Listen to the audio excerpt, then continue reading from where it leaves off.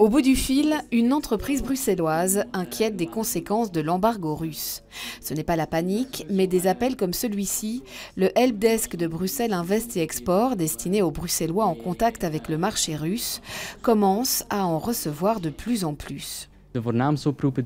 La plupart des appels que nous recevons viennent d'exportateurs de fruits. Ils rencontrent surtout des problèmes à la frontière russe. Ils ne peuvent pas entrer dans le pays avec leurs produits. L'inquiétude est effectivement palpable parmi les commerçants en fruits et légumes. Néanmoins, les effets directs sur l'économie bruxelloise de la sanction de Moscou seront sans doute limités dans un premier temps. L'agroalimentaire ne représente que 0,55% du total des exportations bruxelloises vers la Russie. Russie qui atteint à peine 0,41% du total du commerce régional de biens. À l'abattoir d'Anderlecht, par exemple, les producteurs qui exportent vers la Russie sont rares.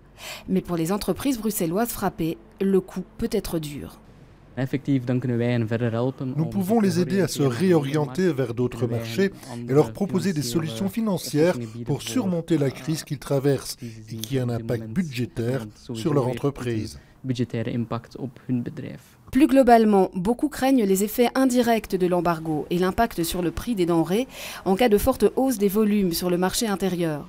Pour autant, l'essentiel des exportations de la région est pour l'instant épargné. Le chocolat et les confiseries représentent 81% des biens exportés vers la Russie et ils ne sont pas à ce stade visés par l'embargo.